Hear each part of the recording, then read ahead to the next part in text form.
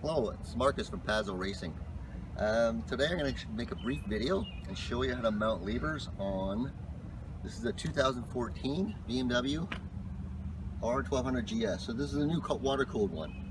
Now these levers will fit on the new water-cooled bikes. It includes the R1200R, the R1200 RT, the R1200 RS, the GS Adventure, the GS, and the R19 fit as well. The part numbers are for the clutch side, it's C-75, that's engraved right on the back, and the brake side is B-77, that's engraved right on there. So what we're going to need, you're going to need a T25 Torx, you're going to need an 8mm wrench, and a 2mm Allen key. Because we're going to have to take this lever off, we're going to have to transfer some parts from that lever over to our lever. So the first thing we're going to do is now I've taken the handguards off here already to make it easier to see. So the first thing we're going to do is we're going to take this bolt out here. So there's a counter nut underneath, and that comes off. Keep that nut, and the bolt will just pop out. We're going to keep that. And then this just, with the little tug, just pops right off. Alright, so as you can see here, there's a little set screw in there. Sometimes there's a little bit of paint in it, so you might have to scrape that out with a toothpick, but that is a set screw holding this bolt, this actuating pin, in place. And that determines your clutch free play. So I'm going to show you how to do that. So the first thing we're going to do is we're going to measure that. This is very important. So you're going to need a caliper. Digital's the best. A nice digital caliper. And we're going to measure this. This is a little bit difficult to see, but I'll show you again in a second. We're going to measure from that barrel to the tip of the pin, and that's 38.5. So we're going to write that down.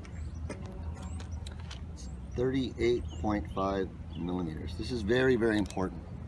That's why these are a little bit tricky to install. These aren't your straightforward standard ones. So we actually do suggest, if you don't feel comfortable with this, you should get it done by a technician, by a dealer that really knows how these things work. So what we're going to do now is we're going to release that screw.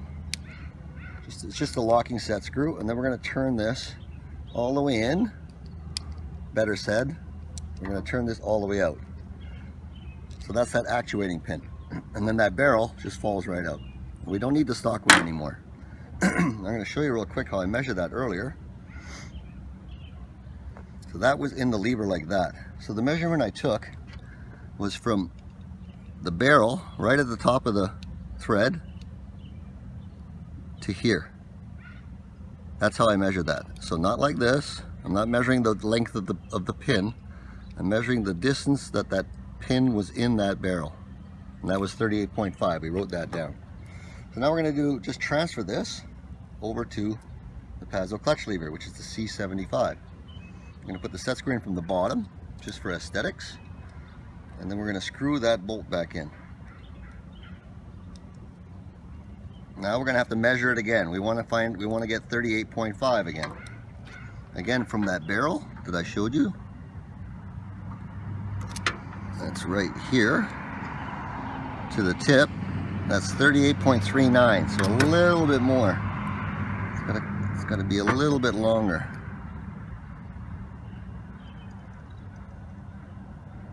.48. That's pretty close. That's 20 microns. That's half a hair. And then we tighten that set screw down again to make sure that this actuating bolt doesn't vibrate in and out. Double check it, make sure it hasn't moved on us. 38.48.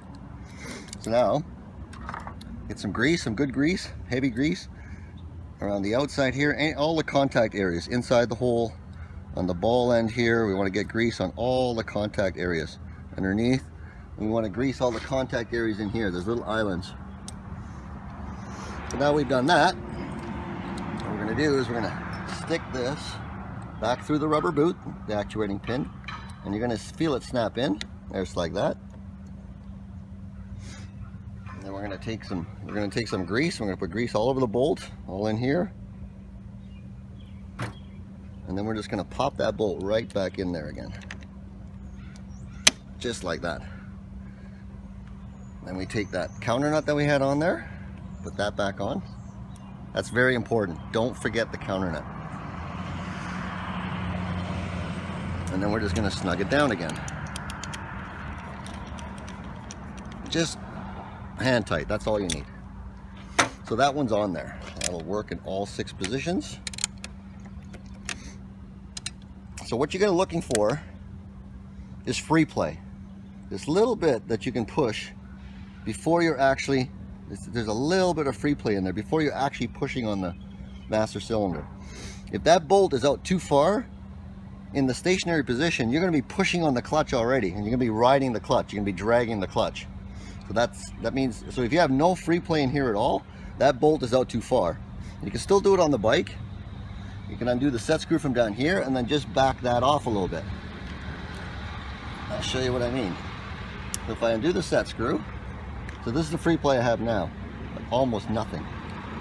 Now if I back this off, you're going to see, now I have all this free play. But that's way too much. We don't want that. You want it to be 38.5 is what we measured it. You want a little bit of free play, just like that. And then don't forget to tighten the set screw again. And that one's on there. So now we'll move over to the brake side.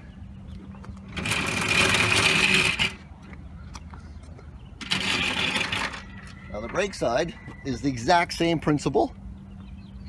Lever off, we have to move that actuating pin over to the new Pazzo lever. But on this side, the measurement is even more crucial, because now we're messing with the brakes. So now we're going to take exactly the same one we did on that side. That nylon nut. Don't lose it. This is very important. And then that pin, that bolt, will just pop right out of there.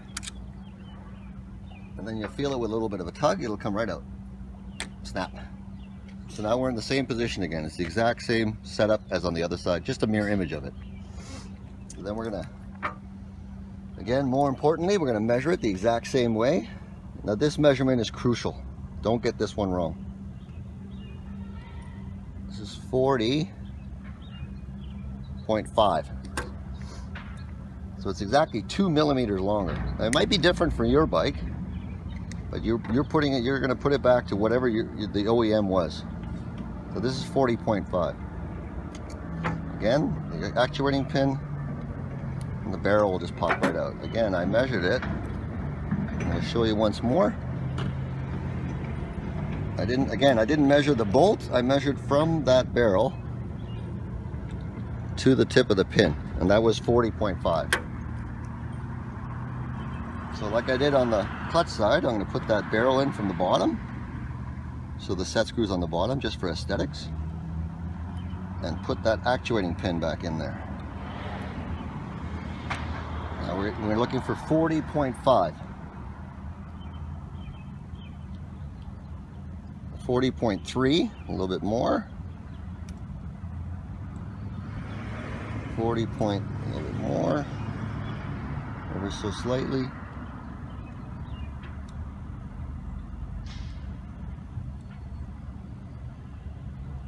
40.47.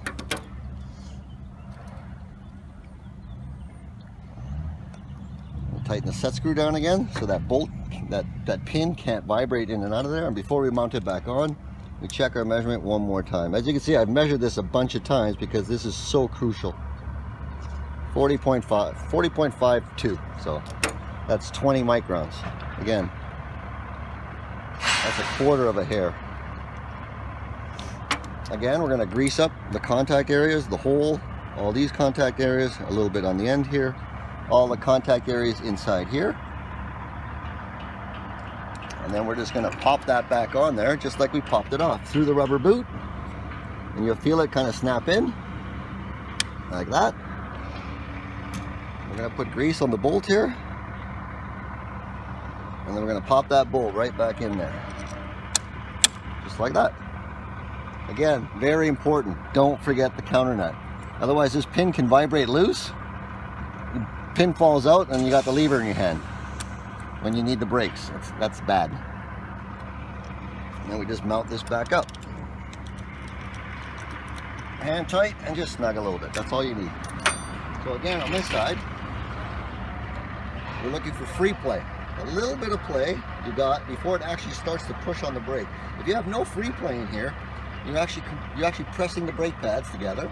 Now the power of the bike will overpower the drag, and it'll heat up and it'll block on you. It'll seize up on you. So you have to have free play. The best way to check that is don't apply the brake, get the front wheel off the ground, and it has to spin. If it doesn't spin, make at least a full rotation by itself, then you've turned that bolt in too far. It's actually pushing on the master cylinder. You don't want that. You have to have free play. Maybe you didn't put it up. Maybe you put the pin is in too far. Then you'll have way too much free play. You have so much free play, then you have to turn the bolt in a little bit. This is the adjustable part, and that can still be done once it's on the bike. But we recommend whatever the OEM dimension was, 40.5. That's the dimension it should be, because ours are designed exactly the same way.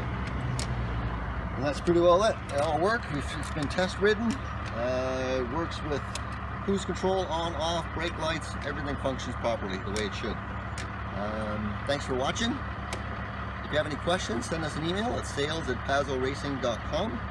And again, my name is Marcus, and I'll be glad to answer any queries you might have. Have a good day.